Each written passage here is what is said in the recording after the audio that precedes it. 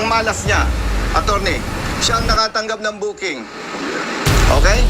Tapos, nung i-deliver niya yung item, ikaw na ang sumalubong. Tama?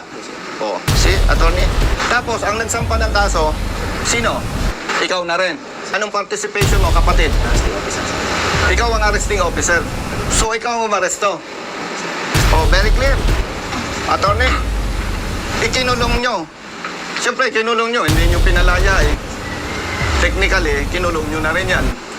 Sinampahan nyo ng kaso na dapat naman tinanong ninyo, ikaw ba ay may kukuning abogado? Wala po. O sige, proceed tayo sa PAW, ma'am. Arestado itong tao na to. Kailangan po niya ng abogado. Mag-provide kayo. Dapat ganun ang ginawa. Kailan pa kayo dumating dito, Mrs.? Ikaw, ilang araw ka na? Magkaangkas kayo? Ikaw, kapatid? Siya naman? Asawa mo. By the way, sa inyong lahat, gusto kong ipaalam, kaya ako nandito as advocate, hindi as congressman. In other words, hindi ko ito trabaho. Yung police, hindi ko kilala, hindi ko nakasama sa assignment. Itong pamilya nitong rider, hindi ko rin kilala itong mga ito. Siguro kilala ako. And to give you background, kaya ako may ganitong advocacy. Ako bilang isang anak mahirap na lumaki sa bahay kubo, naranasan namin, ng aming pamilya, yung discrimination sa pagbibigay ng public service. And nung high school pa lang ako, attorney for your information, biktima na ako ng illegal arrest. Nangarap ako na pag someday, somehow, at nagkaroon ako ng position na may capability ako na tulungan yung alleged victims ng pang-aabuso. Kaya nandito tayo.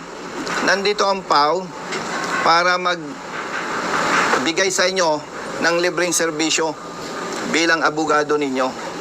By the way, for the information of everybody ha, ito naman public service, wala tayong pag-uusapang personal. As usual, ang practice ko naka-video. Kaya tayo naka-video para kung may mali, yung ating mga kababayan, especially yung mga ordinaryong tao, attorney, parang nalelektura na rin natin. Yun din namang mga kapulisan, kung may maling trabaho, malalaman nila para ma-address natin ito. At kung may mali nga, kung may mali, huwag nang maulit. Sabi ng iba, si Colonel kasi may kinikita yan sa AdSense ng YouTube and Facebook. Para malinaw sa lahat, hindi ang interest ko kumita ng pera. Kasi kung ang interest ko kumita ng pera, ipagbabawal ko na gamitin ang video ko. Partner, dito nga kayong dalawa, yung arresting officer dito.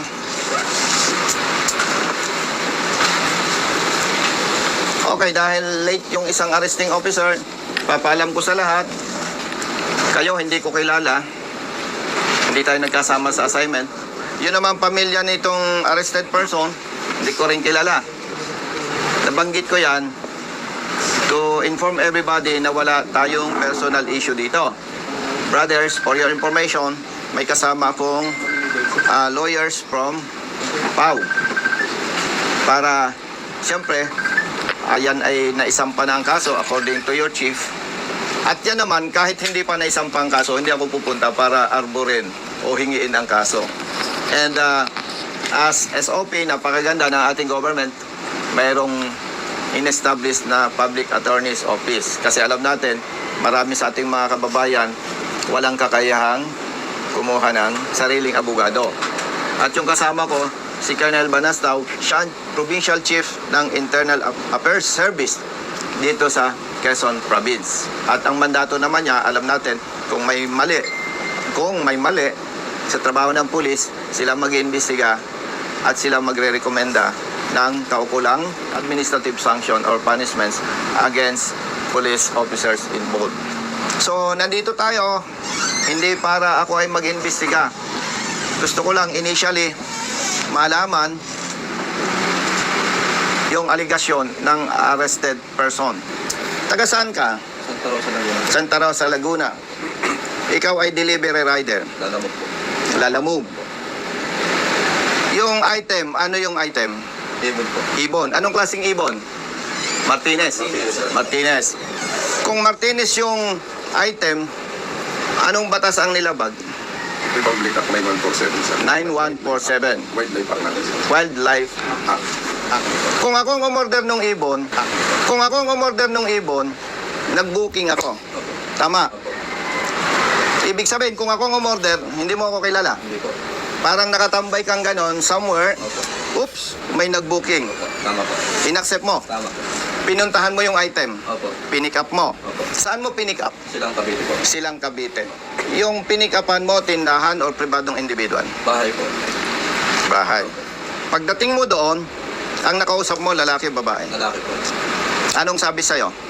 Yun daw pong, ito na daw po ang pipick upin ko na order no, nag-book. Okay.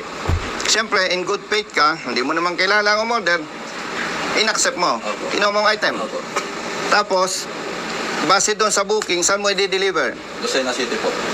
Nasa Lucena City tayo, attorney, ano? Okay. Nandito tayo sa police station ng Maritime. Opo.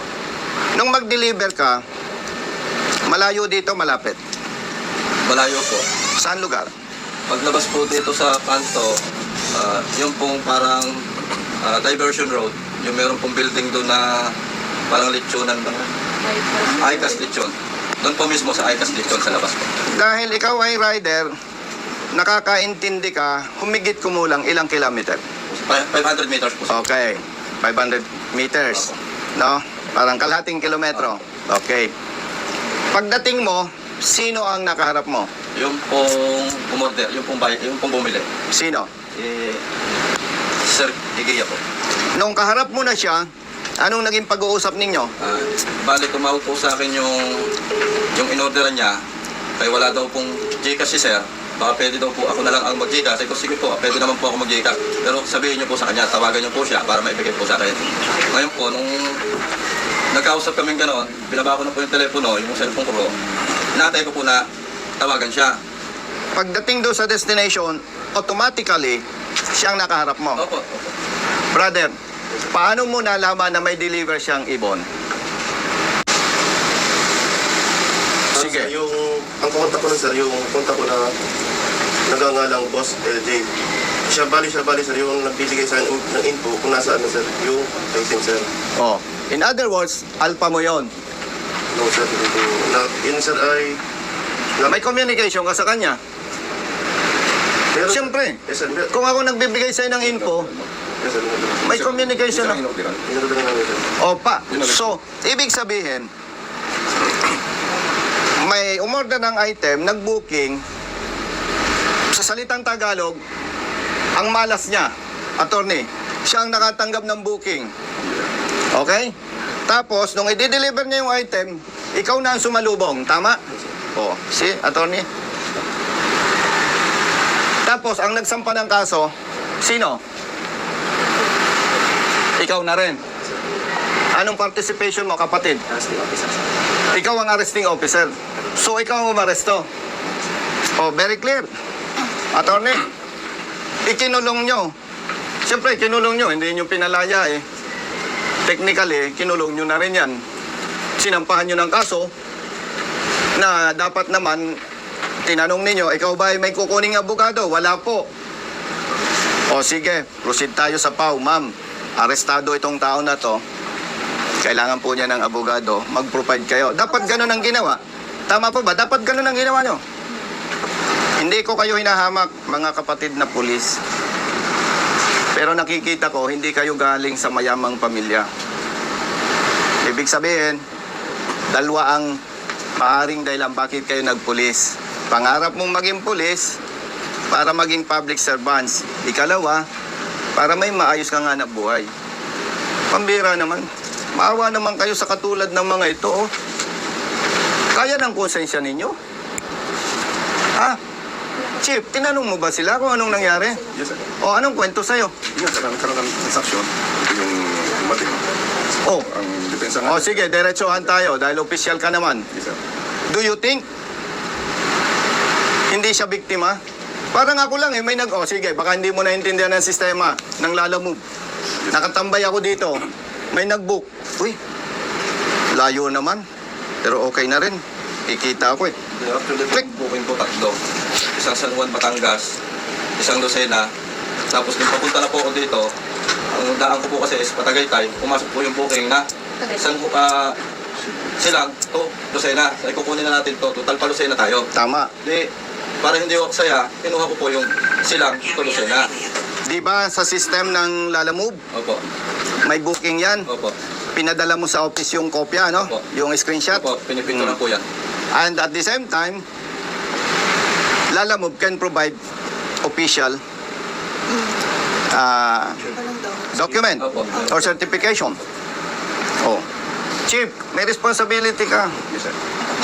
Kailangan alagaan mo ang tao mo. Sir, bali, kaya nga sir, request namin yung kaso para ma-investigate po may sir. Kasi Ay, masarang nako. ang depensa niya na siya ay Lalamove. Yan, oh. May ebidensya siya. Ibig sabihin, kung naglalala mo, brother, yung kapatid mo, baka yung pangnatsamban. Kasi lang po, kaya ko lang po siya kinuha ng one kasi naging triple booking po ako. Ang San Juan ko po is 327. Tapos ang isang dosena ko po is 500 plus. Ginawa na ni customer na 600. Eh, may 900 plus na po ako. Ngayon, pag papunta po ako dito, pumasok po yung booking na silang Pulusena. Sabi ko, kunin na natin to. Kasi para pambawi ng gasolina pa. Alam mo, attorney, malas lang nito eh. Siya ang naka-receive ng booking. Ganun kasimple yun. Imagine, ang galing mo, eksakto. Kung ako yung pulis, may asset ako, order ka, pa-deliver mo dito. O, huli ka. Huli ka dito, labag sa batas yan. Sasampahan ka namin ng kaso. Imagine. Ha? Kaya ng dibdib nyo? Pambira. Grabe kayo. Kaya ng dibdib nyo yan? Pamilyadong tao. Ako, hindi ako judgmental, pero very clear. Set up yan. Pambira. Grabe kayo. Buti nakakatulog pa kayo. May pamilya ka? Meron, sir. Ilang anak mo? Isa, sir. Ikaw? Hindi may accomplishment kayo? Oh. May accomplishment kayo? May re-report kayo? May arrested person kayo? Wow! Ang galing! Tapos nito, imagine, 6 ang anak. Kaya ng dibdib nyo. Alam nyo, yung mahihirap na tao, isang araw lang walang hanap buhay, gutom ang buong pamilya. Imagine, ang bigat, ang grabe ang dibdib nyo ah. Alam nyo, brothers, yung masamang gawa sa kapwa, may balik yan. Maniwala kayo sa akin. Ako, dati akong pulis ha. Hindi ako kaaway ng pulis. Kaaway ako ng tiwaling pulis na hindi tama ang ginagawa. Imagine. O ano sabi sa inyo sa prosecutor's office? Napipili po ako. Ang una po is, kung lalaban daw po ako is, mga 1 month daw po o mahigit pa ang magiging proseso, pero ililipat daw po ako sa kulungan. Ngayon, yung pangalawa daw pong option is, aminin ko na lang para 1 week po ma-process na, dito na lang daw po ako mag-i-stay sa kanila. So inamin mo? Sinabi ko para po mapabilis talaga ang proseso. See? May maliit akong bata na 5 years old. See? Bali sir, wala pa po tayong kopya ng inquest resolution. Nasaan yung inquest resolution? Napadalhan na po kayo. Kasi nagtanong kami Thursday daw po, tapos na last week. Wala pa sir, kasi ang sabi sir, hinihingan siya ng indigency para magawa yung resolution, para mapababa po yung pensa. Kaso nga lang po, nung dumating na yung indigency, late na po. Holiday na po. Tapos nag-holiday po ng Friday sir. Maniwala kayo sa akin. Maniwala kayo sa akin. Hindi po pwede yan kay General Torre. Maniwala kayo sa akin. Ang gusto niyan trabaho, yung tunay na trabaho, hindi ganyan. Kapareho din yan sa drugs eh. Yung ginagawa ng iba eh. Iba lang ang item. Sa ngalan ng public service, hindi natin ito pwedeng patagalin. Sa katulad nila na walang pinag-aralan, mahirap lamang na tao, isang kahig, isang tuka, stressful masyado yan. Dahil wala kayong may pakitang resolution, hepe, with your personnel and arrested person and his family, punta tayo sa prosecutor's office. Walang violation doon. Tama ba, Tony? Wala na po sir. Okay, let's go. Si Chief Joy Calino po. Boss, Sige po, sige. good morning. May kasama ako ha. By the way, Chief, public service ha? Wala namang usapang personal. Yes, No? po. As usual, naka-video tayo. Yeah, no problem po. Kasama ko yung mga kaibigan natin, Pau Lawyers. Yes, sige po. Kasama ko yung IAS, police. Oo. Kasi, Chief, tumawag sa akin yung pamilya nitong rider. More than ilang days na? 1 week na po. 1 week na. Kami na attorney ng Pau Lawyers galing sa station. So far, wala silang mai-present na resolution. Nandun lang sila sa police station. That's why, nandito kami to check anong status nung sinasabing isinampang kaso. Sino ang fiscal mo? Hindi ko po kalala ko sila. Kapatid, mawalang galang sa'yo, Tiger. Yes, Tiger. Di ba ang SOP, tatanungin kung may abogado siya, wala? Yes po, tinanong ko po siya. Ito po kasi Tiger, unang-una, pag mag-inquest kami, tinitingnan namin ang kaso kung mayroon kaming 3 kategorya. Unang-una, ito ba ay summary investigation? Ito ba ay expedited preliminary investigation? O ito ba ay regular na preliminary investigation? No? So meron tayong 3 categories. Itong sa kanya po, ay pumapatak ito ng summary investigation. Nung tinignan ko ang kanyang kaso, violation ng section 27 ng RA 9147, ang parusa sa kanya dito ay pagkakakulong ng 10 araw hanggang 1 buwan. So mabilisan ito. Hindi ito yung ano na talagang tatagal na gusto. Chief, dahil yan ay nandyan naisampa ng kaso. Naisampa na itong kaso noong June 5. Ngayon kung may resolusyon na, ito yung na-file, pwede na po kayong magpiyansa. Sinabi ko po sa kanya yan, Sir, meron po ba kayong certificate of indigency para mapababa yung piyansa? Kasi kapag may certificate of indigency, pinaliwanag ko po sa inyo yan. Natatanda ko po yun. Ang magiging pensa niyo pinakamalit niya ay 10,000. Or kung mas maliit doon, halimbawa kung nakalagay na pensa, katulad dito ay 12,000, at magsasubmit ka ng certificate of indigency, magiging 6,000 na lang po ito. Pinaliwanag ko sa kanya, Sir, nasabi mo sa akin na kayo ay delivery rider lang. Kung ito ay may file na sa korte, gagawin niyo na po itong depensa. Di ba nasabi ko sa korte? Ngayon po, kung wala kayong abogado, may libre po tayong abogado sa PAO. Siya po ang magiging abogado nyo. Ito, may binubuhay kasi na 6 na bata, 6 na anak. Kaya ang concern ko, yung legal na pinakamabilis. Simula nung June 5 pa lang, pwede na po kayo magpiansa kasi nandun na iyon. Attorney, ako may lakad pa sa Kongreso. Bibigyan ko ng pampiyansa. Sinong pwedeng mag-assist? Okay, kasi may hinahabol akong oras. Alam ko, hindi kayo pwedeng tumanggap ng pera. Magbibigay ako ng cash, aalalayan nyo na lang. Wala naman labag sa batas doon, no? Kasi gusto kong linawin sa inyo kung bakit nire-request ko sa katulad nilang hindi nakapag-aral, yung pinag-uusapan natin, hindi nila maintindihan. Kasama po namin nagpapala po sa Oo, ganun na lang. I-assume natin na ma-approve yung reduction ng bail. So, 6,000. Ilang araw ka nang wala nga na buhay? 6 days po ngayon. Bibigyan na lang kita ng 6,000 plus 6,000 pampiyansa. Di 12,000. Dagdagan ko ng 3,000. Di 15,000. Brother Matt, bigyan mo ng 15,000 yan. Ay, kung nga pala po tungkol sa motor ko nakuha, ano po pwedeng ikuha doon para ma-release din po? Attorney, yung motor niya, hindi pa marirelease yun. May motion to release po, may kailangan ng request po yun. May motion to release motor vehicle. May mga proseso din po nun. Oo nga, may proseso yun, pero gaano katagal yun? Sila, i-assist din po ng abogado na handling lawyer. Kayo na mag-assist. Kasi nasa court pa rin po. Yes, ma'am. Kailangan po po namin ng certificate na naipang sa kanila. Tapos po ay mga ORCR, picture po.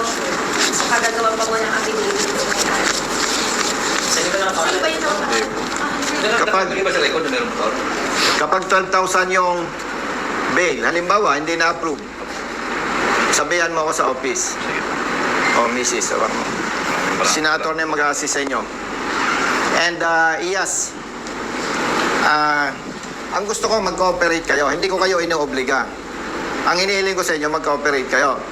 Magbigay kayo ng statement sa Iyas para maimbestigahan. At kung may makita sila na mali na trabaho ng pulis, mabigyan ng administrative sanction. Opo. Okay? Opo. Umaasa tayo na sa tulong ng mga Pau Lawyers, ma-release agad yung motorsiklo. Opo. Kasi yung po pang hanap buhay ko. Okay? Po. Kapag hindi pa ma-release yung motorsiklo nyo, pinaka-the best, umuwi na muna kayo. Tawagan lang tayo.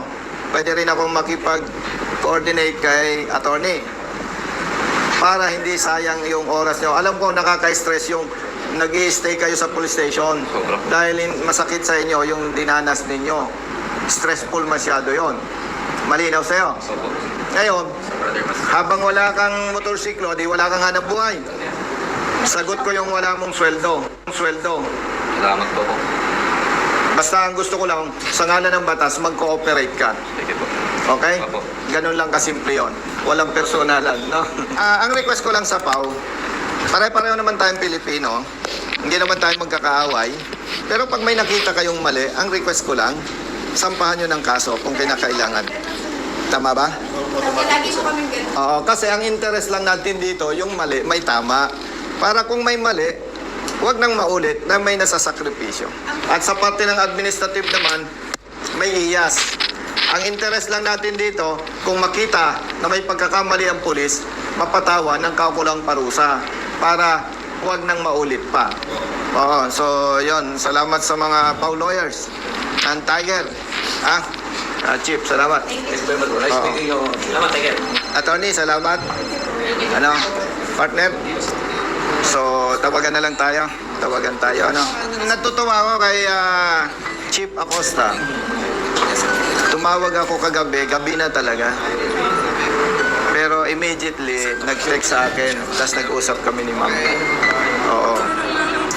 Galing.